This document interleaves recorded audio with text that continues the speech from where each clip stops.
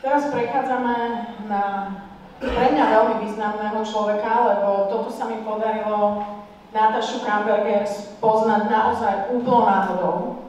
Keď som bola v lete so sestrou, sme vlastne chodili po vinároch v Slovinsku. A nabitá emóciami a zážitkami som potom mala možnosť navštíviť ich farmu. Úžasné miesto na zemi, fakt.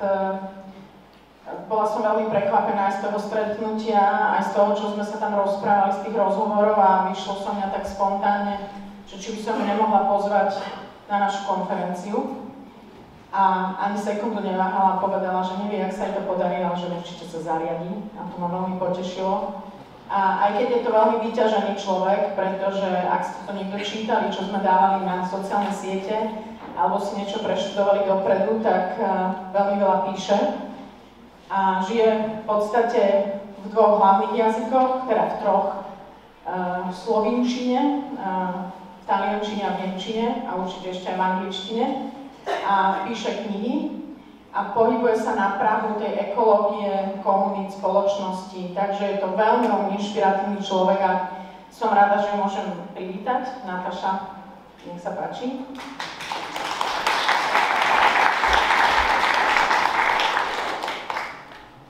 A páči sa mi aj to, že má prezentáciu len ona, bez fotografií, bez záťaže nejakých slov a stačí len počúvať a predstavovať si, odkiaľ prichádza a s čím sa chce s vami podeliť, takže užite si aj ju, nech sa páči. Thank you. Thank you. So, I will speak in English. I think I could speak in Slovenian, maybe it was better.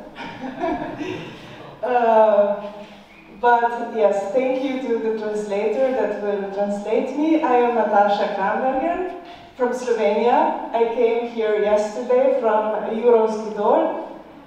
This is around 20 kilometers east from Maribor. Maribor is the second biggest city of Slovenia. It's not so far, so you are warmly welcome to come to our farm. Our landscape is very similar to your landscape. It's a little bit hilly. So on our farm there is nothing flat. It's only the hill. If you want to put a table, you always have to put something beneath to make it stand still. So my first profession is writer. In my professional life, I'm an artist, I'm a storyteller, I'm an author, and I was born in this little village of Jurovský, but when I was 17, I escaped from the village and I went to the cities, because when you are young, you want to go to the cities. And I ended up in Berlin, where I was working as a journalist and as a writer. But I was also working with ecological projects.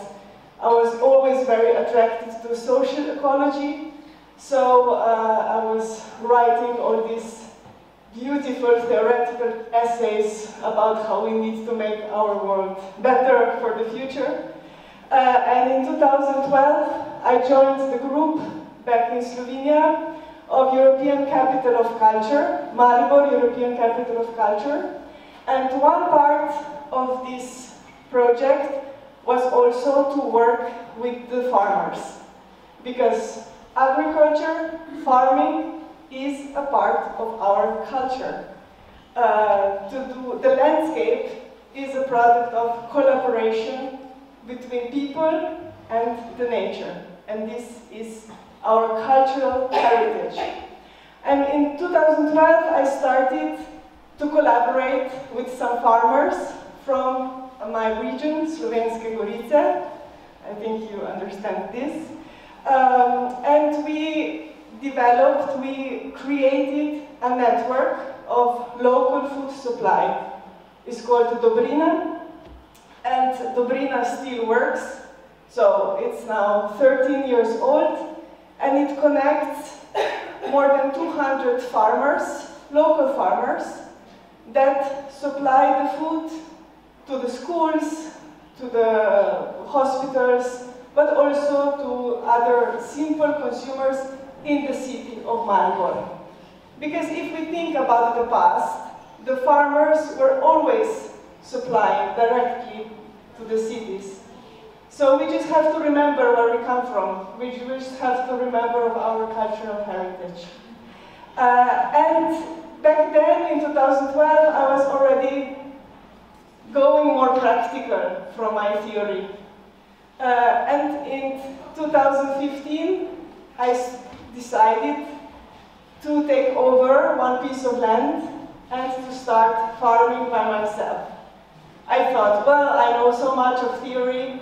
I was born on a farm, I grew up on a farm with my grandparents. I know how to do it. And then I came to the landscape and I was, oh my God, I have no idea. This practice is completely different from my theory. So we started really from, I say not zero, from -50. Together with my partner, that is also here today, Daniela, we took over this piece of land that was farmed before in a conventional way. But there was almost nothing really working. It was just one hill with some left trees and with no idea about the future. So where do we start? What do we do? We realized how important is trustful mentorship. So to have somebody that helps you. We had all this theoretical knowledge. We had the knowledge. We did not go to the school, farming school, but we were reading so much that we felt we have enough of theory, but still this theory didn't help when you had to start doing something. So to have a good mentor really helped, and we were really, really lucky. We had this friend of ours, his name is Radovan Schumann, and he is one of the top wine producers, biodynamical wine producers worldwide, and he's also a convinced biodynamical farmer. So it was super helping to have his phone number, and whenever there was a problem, we could call him, because believe me, as you might know, when you start farming, there are problems every day. They tell us don't call them problems, call them challenges, but it doesn't change anything. Challenge is a problem, you have to solve it. So we realized how important it is to know who to call when you just have to make a decision. The second thing we realized is how important it is to have a network. Because I was born in that village, but I left when I was 17, and I came back when I was 33. I didn't know anybody. Like, I knew people, but I didn't really imagine how they could help me. And they saw me as a writer, you know. Our Mrs. Writer, she came back and she wants to do something on the farm, and she wants to do it organic, you know. Like, what a crazy idea. So they were always coming, like, besides my farm, because we are near the street, and they would say, you came a little bit for the holidays, huh? What are you doing? You know, you should do like this, you should do like that. Everybody had an advice for me, but of course, it was a conventional advice, you know, like we had my neighbors, they would come with this big canister full of poison, and said, no, you just use this, believe me, use this will help you, you know. And I was, no, you know, I would like to do organic. This will not work, this will not work. So we realized how important it is that we are determined, that we really know what we want to do. Also, if we often didn't know what we wanted to do, but it was really important that we know our way, and that it will take some time that it shows the result. Because we thought we knew what we were doing, but our farm just didn't want to collaborate, you know. Every time we did something like it was written in the books, the mentor said, do like this, and it was just not growing, you know. So we realized patience. Time the farming needs time, and that we are there just helping to organize the things in the way that one day in the future the things will work as we imagine. And here I would like to come to 3 sentences that changed my life. We went to the cellar, wine cellar. This is a very good place where you can get some good advices. And we were drinking this beautiful biodynamical wine, and Rado Schumann, this winemaker, said 3 things. The soil needs to breathe, the soil needs to drink, and the soil needs to eat. And me as an artist, you know, I can read books and books of theory, but when I get something that lightens up my imagination, there my head opens up. I realized that my soil is my friend, is myself, is a human, maybe not human, but is a being that just has the same needs as I have. It's a creative structure, it has its secrets, it has the creativity, it has the wishes, it has bad days, good days, it has friends. So I understood that everything around me is alive and it has its own will. And it's full of secrets, but somehow it works. So it's my task that I help these organisms to work and to collaborate, also if I don't know them. So this collaboration with unknown collectives, oh my God, this is really like art. I understood that when I sit in front of the empty paper and I want to write my poetry, or I want to write my story, is completely the same as when I go to work with my soil. I try to guess, and I try to do my best, but I can't know where we are going, because we are going there together, and everybody needs to make his or her part. So I do my best, and maybe they will do their best. So this was a really life changer for me, because I realized that I can't control anything. And if I have to choose between the control and collaboration, I always have to choose collaboration, because it is impossible to control the things that you don't know. And to be so arrogant to think that we can know everything what is in the soil, it's arrogant. It's impossible to know all of the processes and everything what's happening in the soil. We can only imagine. And we really have to try hard to give the possibility to everybody and to everything to be creative. We think that we are the only beings in this earth that have the ability to be creative. But I'm sure that you see every day, if you just can observe, how creative can a cat be when she plays, or how creative other creatures are when they work. So I also understood that if I feed my soil every day with the same thing, it will become boring and angry and in bad mood as a person who eats every day the same stuff. So I understood the importance of biodiversity, not only for the whole system, but basically also for the soil. Because whatever we plant in the soil, it starts the collaboration processes with all the beings inside there. So if we only give them the same stuff, like hectares and hectares of corn, they will just be boring, and they will be sick after a while of pure boredom. So biodiversity is really something much bigger than just what we want on the plate. It's also what the whole environment wants on the plate, but basically what our soil wants in the plate.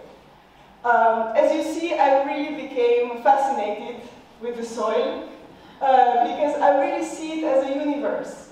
You never know where it ends. And when I lost my grandfather, you know, he was the most curious person in the world. He would always sit on the corner of his house with his, how do you call this stuff to look far? Binoculars. Binocular, yes. So my grandmother put that in his coffin, you know, when he died. You take this with you to the soil. And now I imagine, you know, my grandfather always looking there, what's going on there, because there are the processes too. Like there are the news that run around, there are the collaborative processes. So from the moment I started seeing the soil as a living being, I know completely why we are doing what we are doing. And I don't care anymore when my neighbor comes with a canister of poison and says, listen, just do like this. And I say, listen, maybe this year my tree doesn't grow because it's too small, because the soil is still not ready. But I know we just need some time. So I became much more also self-aware, aware of what we're doing, and also the time passed. Now I'm a farmer for 9 years already, and I see my trees growing, and I see that the philosophy that was so basic, that started with these 3 sentences, really brought up the life everywhere. Because through the time, all the system just started working. Because of the good soil, we have more insects. Because of more insects, we have more birds. Because of more birds, we have less insects that we don't want to have there. For example, the snakes came back because we have more water everywhere around. The snakes help us in fighting the mice that just are also there all the time and are not really helpful, and so on. So we just realized how important it is to make networks among humans. That's why I'm here today, to talk to you and to hear also your stories and to exchange knowledge. But it's also important to create networks with collectives of animals, with collectives of plants, and with collectives of microorganisms that we don't know. And with collectives of some other beings that maybe also are there, and we know from the fairy tales, and they help us too. Just, we have to trust. And to end up my discussion today, for me it's as a writer, as a person who tells stories, it's really important that I find the language, how to communicate of what we do to others.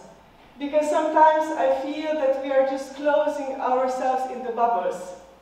Because it's difficult. It's really difficult, and I know, to answer to the people that always come to you and tell you, you should do like this, organic is shit, you will never succeed, you will be too little paid or whatever. It's difficult to stand and to say, no, I know what I'm doing. I know why I'm doing this, and I see really the beauty of the results. So for me, it's really important that we find the words. And yes, we all like to see the numbers, but I think that also the stories are important. You know, the first act of us as humans, it was we were sitting around the fire and we were telling each other stories. So I think that we as farmers should not forget this.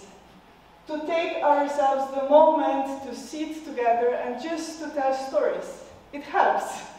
It helps us because just through telling stories to ourselves, we understand better why we are doing things. we connect with others, but we also find other people outside of these circles that will support us. The story is something very basic that we have in our hearts. So I will tell you this story of how I understood why we need farmers to fight the climate change. When I took over the farm, when I started farming, I went to my grandmother and I said, you know, Oma, we call Oma, the grandparents, you know, Oma, I will start farming. I will become a farmer. And I already wrote 4 books. I got some international awards. My books were translated. I just came back from this book fair in Torino, super happy because of my Italian translation, you know. I put my book on the table and I say to my grandmother, I will become a farmer. And my grandmother looks at me and she says, yes, you know, but the farmer needs to work. I was, like I was not working as a writer, you know. And then she said some more things that really touched me. And because this touched me so much, I wrote this in a book. In my book, I wrote what she told me. And this was a book about my first year of farming. And this book was translated into German. It's called Verfluchte Misten in German. And I went to Bremerhaven to present this book. And in Bremerhaven there is this house, it's called Klimahaus. And there is a journey, like there was one architect who did this journey around the globe on one line. And in this museum, in this house, you just walk through this same journey, like through different countries in the world. And it's special because there is also, you just don't travel like only with numbers or stories, but also the temperature in the house changes. So you come to Sardinia and it's hot as in Sardinia, and you come to Africa and it's hot like you are in Africa. So I came to this room about Kanak, one little village in Sahara. Kanak is the state, the village. And there was this video of sand of Sahara, and there was this lady, old lady, like grandmother, sitting in front of her tent, and she was speaking her language, African dialect, that of course I didn't understand. And then I realized there is a translation of what she was saying on the wall. And she was saying, when I was a child, I saw animals. I saw giraffes, I saw antelopes. Today, I don't see them anymore. When I was a child, there was rain. After every rain, there was food. Today, there is no more rain. So, there is no more food. How can we be happy if there is no food? Happiness and hunger, they don't go together. And then, there was the last sentence written on the wall, and I swear I wanted to collapse. I said, okay, it's 40 degrees, I'm collapsing. What she said was exactly the same thing that my grandmother said to me when I said to her that I would become a farmer. There were the same sentences that I was keeping in my book, translated into German, that I came to present on that day in Bremerhaven. And it was saying, and this wind, oh my God, this Orkan wind, I'm afraid of this wind. I have never seen such wind. This wind will break and will take away everything what we had, what we have, and what we will have. The hunger is here. I'm afraid of this hunger. There was only one difference between what the grandmother from Africa, from Kanak, and my grandmother in Moravskom Lieskovom, Slovenia, was saying. And this was the time. The African grandmother was speaking in the past. My grandmother was speaking in the future. She said, the hunger will come. Listen to me what I'm saying. This wind is scaring me. This wind will take away everything. And this happened 10 years ago when I said to my grandmother that I will become a farmer. Two women, two farmers, who have their eyes to see and their ears to listen and their experience to understand, they were saying the same thing. What we are losing in one life is incredible. And if we don't take care for our Mother Earth, we will be hungry.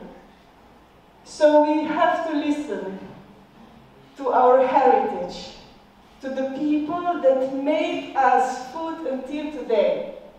And if we survived for so many hundreds of years, it's not because of good machines, but it's because of these hearts, of these eyes, and because of these grandmothers, because they knew how to collaborate with the nature. So I trust in all of us, when we have to choose between the collaboration and the control, we choose collaboration. Thank you.